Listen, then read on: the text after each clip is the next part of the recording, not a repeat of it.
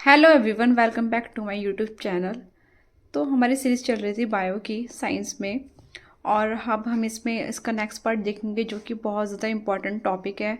एक important chapter है इसमें, लाइफ प्रोसेसेस, उसका एक इम्पॉर्टेंट टॉपिक है, वो है डाइजेशन, जिसमें एनसीईआरटी में इसका नाम दिया गया है न्यूट्रिशंस इन ह्यूमंस बींग्स। तो हम देखते हैं कि ये होता क्या है।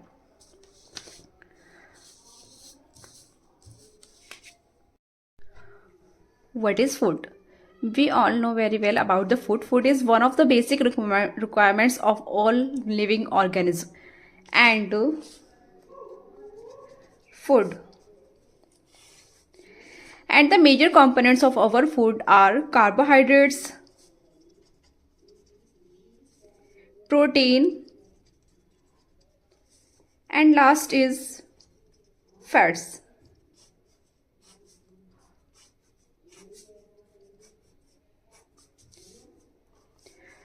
And let's see, vitamins and minerals are also required in small quantities. So students, the process of conversion complex food substance to simple substance is called digestion. Is carried out by our digestive system by mechanical and biochemical methods. In simple way, we explain.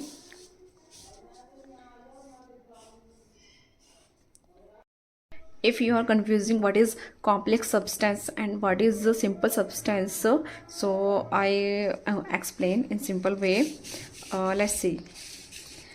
I explain in your language. Obvious है कि food में हम लोग क्या करते हैं, food में हमको 3 बायो मैक्रो मॉलिक्यूल्स मिलेंगे।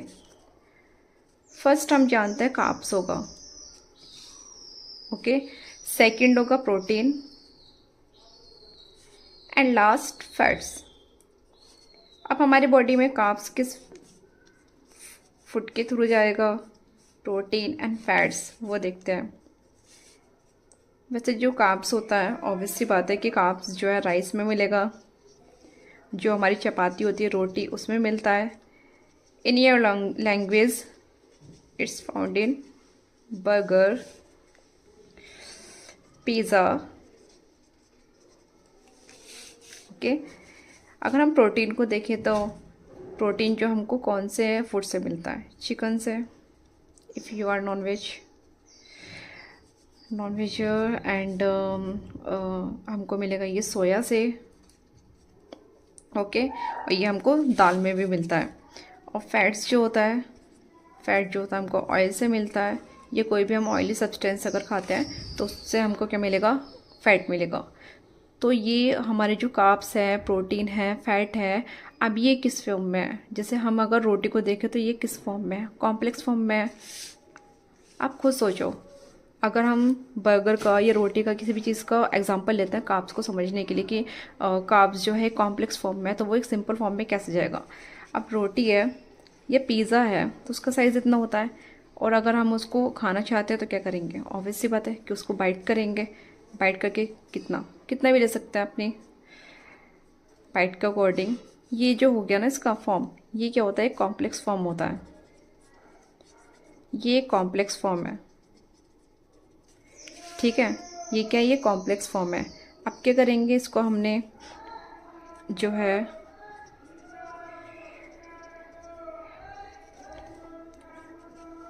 इसको हमने चबाया, च्यूइंग किया, और कॉम्प्लेक्स फॉर्म जो है किस में कन्वर्ट हो गया, ये सिंपल फॉर्म में।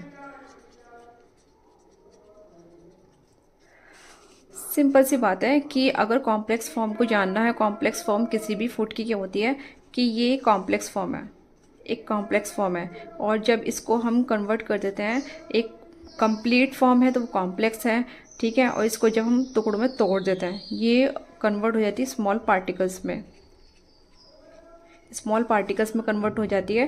तो ये इसकी कॉम्प्लेक्स फॉर्म है, ये इसकी सिंपल फॉर्म है। कॉम्प्लेक्स हम सब जानते हैं कि कॉम्प्लेक्स फॉर्म को तो हम डाइजेस्ट नहीं कर सकते, ठीक है। तो इसके लिए हमको क्या होगा कि डाइजेशन में इसको हमको सिंपल फॉर्म में कन्वर्ट करना होगा, और जो सिंपल फॉर्म में हम जो कॉम्प्लेक्स फॉर्म को सिंपल फॉर्म में जो कन्वर्ट करते हैं, ये जो प्रोसेस होता है वो होता है डाइजेशन। और ये जो प्रोसेस डाइजेशन होता है वो किस सिस्टम के थ्रू होगा? डाइजेस्टिव सिस्टम के थ्रू होता है। तो डाइजेस्टिव सिस्टम का जो वर्क होता है वो डाइजेशन का काम होता है। डाइजेशन में यही होता है कि जो हमारे मैक्रोमोलिक्यूल्स हमारी बॉडी के अंदर मिल रहा है हमको, जैसे कार्बोहाइड्रेट्स है, प्रोटीन है, फैट है, इसका जो कॉम्प्लेक्स फॉर्म होता है उस कॉम्प्लेक्स फॉर्म को हम सिंपल फॉर्म में कन्वर्ट करते हैं। तो ये प्रोसेस होता है डाइजेशन। और ये जो डाइजेशन है इसको होने के लिए भी एक प्रॉपर सिस्टम चाहिए। तो वो सिस्टम जो होता है उसको हम कहते हैं डाइजेस्टिव सिस्टम। तो डाइजेस्टिव सिस्टम डाइजेशन भी थोड़ा सा डिफरेंस है। डाइजेशन एक प्रोसेस है एंड डाइजेस्टिव सिस्टम एक सिस्टम का जो है नाम है, जिसमें क्या होगा, हमारा एक प्रोसेस होगा कि कहाँ से हमारा डाइजेशन स्टार्ट होता है। लाइक हमारा डाइजेशन जो होता है माउथ से स्टार्ट होता है, क्योंकि हम जो खाना खाते हैं वो माउथ में लेंगे पहले, तो माउथ से स्टार्ट होता है, फिर वो जाता है ईसोफेगस में, फिर जाता है वो हमारे स्टमक में, फिर जो है इंटेस्टाइन में, ठीक है, फिर ऐसे वो एनस एंड रेक्टम एनस के थ्रू होता है वो हमारे बॉडी से बाहर निकल जाता है। तो ये एक होता है प्रोसीजर जो कि कंप्लीट होता है एक एलिमेंट्री कैनाल में। तो वो हो गया डाइजेस्टिव सिस्टम। लेकिन अगर हम डाइजेशन प्रोसेस को समझे तो डाइजेशन प्रोसेस जो होता है वो सिर्फ इतना ही है कि फूड की जो कॉम्प्लेक्स फॉर्म होती है, फूड की कॉम्प्लेक्स फॉर्म को जब हम सिंपल फॉर्म में कन्वर्ट करते हैं, वो जो प्रोसेस होता है वो डाइजेशन होता है। और डाइजेशन करने के लिए क्या होता है, हमारी बॉडी में बहुत सारे एंजाइम्स होते हैं जो हमारे क्या करते हैं, हमारे जो ये बायो मैक्रोमोलिक्यूल्स होते हैं ना, इनको वो डाइजेस्ट करने में हेल्प करते हैं। फॉर एग्जाम्पल अगर हम कार्बोहाइड्रेट्स को देखें, यहाँ पे देखा जाएगा कि ये जो हमारा कार्बोहाइड्रेट्स है, कार्बोहाइड्रेट्स को अगर ये इसकी कॉम्प्लेक्स फॉर्म है, ठीक है, इसकी कॉम्प्लेक्स फॉर्म है। डाइजेशन जब इसका डाइजेशन हो जाएगा तो इसकी कॉम्प्लेक्स फॉर्म जो सिंपल फॉर्म में कन्वर्ट होगी वो होगा glucose. Same as it is कि प्रोटीन है, प्रोटीन का क्या है, ये कॉम्प्लेक्स फॉर्म है, कॉम्प्लेक्स फॉर्म में, और जब ये इसकी स्मॉलेस्ट फॉर्म या फिर इसकी सिंपल फॉर्म में जो कन्वर्ट होगा ये किस में होगा, अमीनो एसिड में। फैट जब अपनी कॉम्प्लेक्स फॉर्म से सिंपल फॉर्म में या स्मॉलेस्ट फॉर्म में जाकर स्मॉलेस्ट यूनिट में जाता है तो वो किस में कन्वर्ट होता है, फैटी एसिड में। तो ये जो प्रोसेस है हमारा complex to smallest unit, complex to simple में जाने का, यही होता है डाइजेशन जो हमारी बॉडी के अंदर होता है। जब डाइजेशन कंप्लीट होता है ना, डाइजेशन कंप्लीट होने के बाद हमारी बॉडी को क्या मिलती है, एनर्जी मिलती है। और हम जो अपनी फूड को जो एब्जॉर्व करता है, फूड हमको क्यों चाहिए होता है, एनर्जी के लिए, ठीक है। तो यहाँ पे क्या है कि nutritions in humans being, the digestive system is responsible for the breakdown of food. यहाँ पे क्या हो रहा है, ब्रेकडाउन हो रहा है फूड का। ये हमारे फूड थे कार्ब्स, फैट, प्रोटीन, तो यहाँ पे इसका ब्रेकडाउन होगा with the help of enzyme, ठीक है। तो यहाँ पे क्या होगा कि breakdown of food is in smallest components until they absorb in body, जब तक वो हमारी बॉडी में एब्जॉर्ब नहीं हो जाते और एनर्जी को जनरेट नहीं कर देते। सेकेंड लाइन है इसमें, the digestive process start in your mouth when you chew, यानी कि जब हम अपने खाने को चबाते हैं, हमारा जो माउथ होता है वहाँ से हमारा डाइजेशन क्या होता है, स्टार्ट हो जाता है। डाइजेशन स्टार्ट कहाँ से होता है, माउथ से होता है। तो वहाँ पे 3 कंपोनेंट्स जो ऑलरेडी बता दिया है, कार्ब्स, फैट, प्रोटीन हमारी बॉडी के अंदर होते हैं, जिनका हम कॉम्प्लेक्स फॉर्म से उसको with the help of enzyme हम उसको कन्वर्ट करते हैं स्मॉलेस्ट यूनिट, यानी कि उसके सिंपल फॉर्म में। यही प्रोसेस क्या होता है, डाइजेशन होता है। ये जो डाइजेशन होता है वो एक जो है एक ही ऑर्गन्स में कंप्लीट नहीं होता। इस डाइजेशन को कंप्लीट करने के लिए हमको एक पूरा प्रोसेस चाहिए, एक पूरा जो है एक सिस्टम चाहिए। उस सिस्टम को हम कहते हैं डाइजेस्टिव सिस्टम, जो कि कंप्लीट होता है एलिमेंट्री कैनाल में। एलिमेंट्री कैनाल जो होती है माउथ टू एनस तक का एक जो है पार्ट होता है, एक जिसमें हमारा जो डाइजेशन है कंप्लीट होगा। Now you can see alimentary canal, diagram of alimentary canal.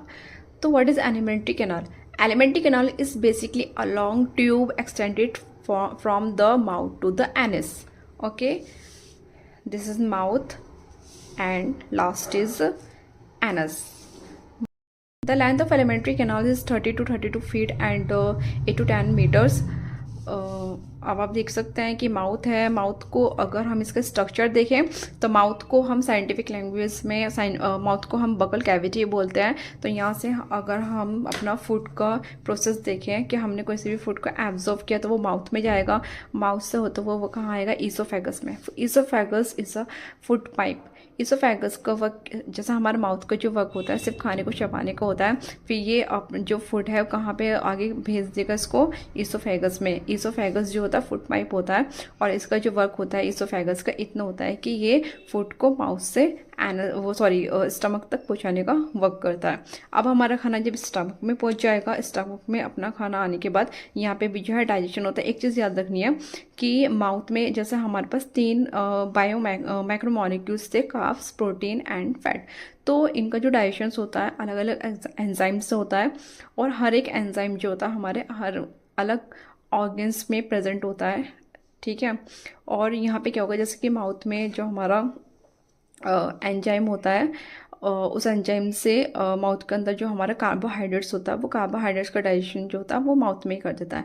फिर जब हमारा फूड आगे आएगा और जब हम स्टमक में पहुंचेगा, तो स्टमक में जो डाइजेशन होता है वो प्रोटीन का डाइजेशन होता है। ऐसे कौन कौन से ऑर्गन्स जो होते हैं बायो मैक्रोमोलिक्यूल्स को जो डाइजेस्ट करते हैं, ठीक है। अभी तो आपको इसका सिस्टम देखना है कि जैसे माउथ है, माउथ में हमारा फूड है, फिर वो इसोफेगस में जाएगा, इसोफेगस का जो वर्क है वो माउथ से लेके स्टमक तक क्या है, जो हमारा फूड है वो माउथ से स्टमक में जाने का जो काम करता है वो इसोफेगस करता है। इसका वर्क सिर्फ इतना ही है कि ये खाने को क्या करता है, एक जगह से दूसरी जगह पहुंचाता है माउथ से स्टमक तक। अब स्टमक में हमारा फूड आ जाएगा, स्टमक से बाद हमारा फूड जो है आगे होता हुआ कहाँ जाएगा, यहाँ स्मॉल इंटेस्टाइन में, लार्ज इंटेस्टाइन में नहीं जाएगा, स्मॉल इंटेस्टाइन में जाएगा, ठीक है।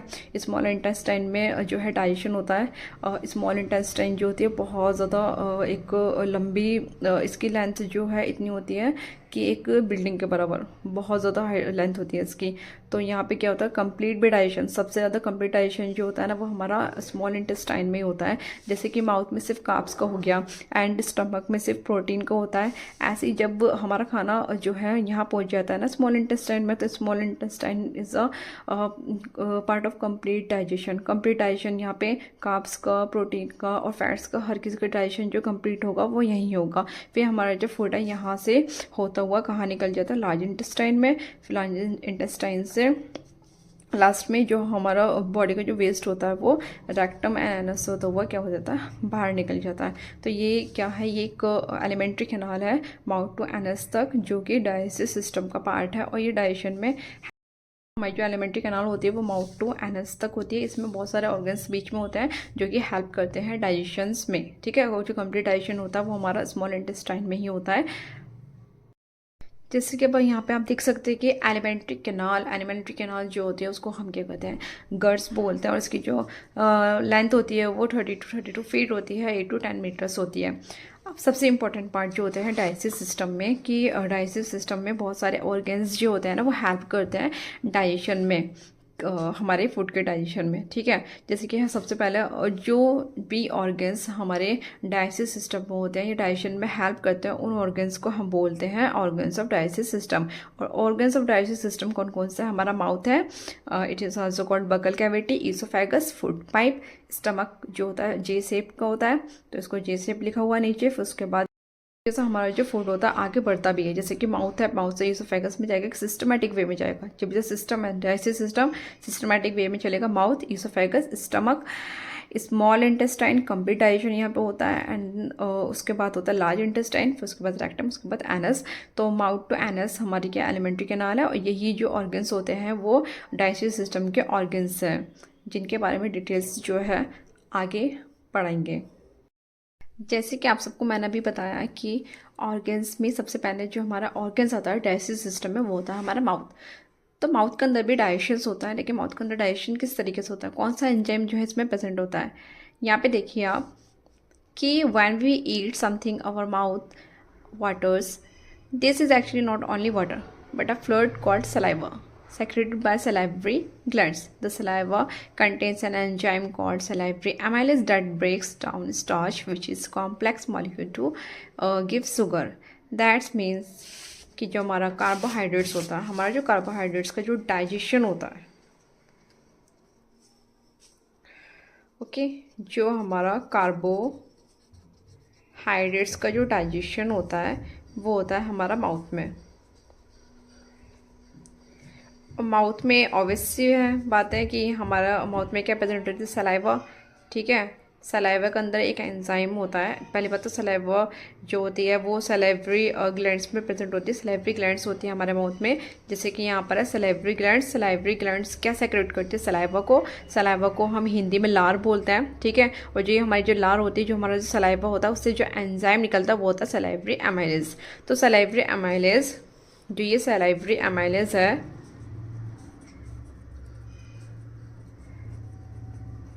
सलाइवरी एमाइलेज रेस्पॉन्सिबल होता है कार्बोहाइड्रेट्स का डाइजेशन करने के लिए। कार्बोहाइड्रेट्स को ये कार्बोहाइड्रेट्स एक क्या है, कॉम्प्लेक्स फॉर्म है, इसको ये इसके सिंपल फॉर्म में कन्वर्ट करेगा, नहीं कि एक कॉम्प्लेक्स चीज़ को सिंपल इसके स्मॉलेस्ट यूनिट में कन्वर्ट करेगा, जिससे कि इसका डाइजेशन हो सके। डाइजेशन का ये प्रोसीजर है।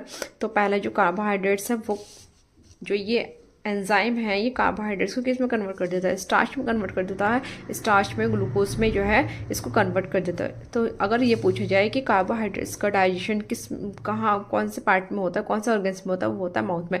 तो माउथ के अंदर अगर किसी चीज़ का डाइजेशन होता है, माउथ में जो एंजाइम प्रेजेंट होगा वो एंजाइम होता है सलाइवरी एमाइलेज, ठीक है। सलाइवरी एमाइलेज जो एंजाइम होता है वो कार्बोहाइड्रेट्स को रिस्पॉन्सिबल होता है उसकी कॉम्प्लेक्स सब्सटेंस को स्मॉलेस्ट यूनिट में कन्वर्ट करने में। यानी कि कार्बोहाइड्रेट्स का जो कार्ब्स का अगर डाइजेशन होगा तो वो हमारे माउथ में होता है, वो भी सलाइवा के थ्रू, जिसमें कि सलाइवरी एमाइलेज एंजाइम निकलता है, ठीक है। जैसे कि यहाँ पे लिखा हुआ है सलाइवरी ग्लैंड्स होती है, उसके अंदर ये सेक्रेट करती है हमारे सलाइवा यानी कि लार को, और लार में जो प्रेजेंट होता है हमारा एंजाइम वो होता है सलाइवरी एमाइलेज। और ये क्या होता है? Break down carbohydrates into glucose, ठीक है। तो यानी कि जो कार्ब्स जो होगा वो किस में कन्वर्ट होगा? ग्लूकोज में, और ये कॉम्प्लेक्स फॉर्म सिंपल फॉर्म में कन्वर्ट होगी। ये इसका डायग्राम था जो कि हम ऑलरेडी देख चुके हैं। अब हम आ जाते हैं इसके सेकेंड ऑर्गन्स पे। तो इसका जो सेकेंड ऑर्गन्स था वो हमारा ईसोफेगस है, जो कि हमारा फूड पाइप है। बहुत ही सिंपल वे में है कि फूड पाइप का कुछ भी वर्क नहीं है, सिर्फ इसका इतना ही वर्क है, ये ट्रांसपोर्ट करता है फूड को स्टमक तक, ठीक है। फूड पाइप को हम हिंदी में बोलते हैं भोजन नली। भोजन नली का मतलब क्या है कि जहाँ पे हमारा जो फूड है, हमारा जो भोजन है, वो एक जो है ये एक पाइप है जिसके थ्रू हमारा जो है फूड जो है ट्रांसपोर्ट हो रहा है वो माउथ से स्टमक में। ओके, फिर जब हमारा जो फूड है वो स्टमक में पहुंच जाएगा, तो स्टमक क्या होता है?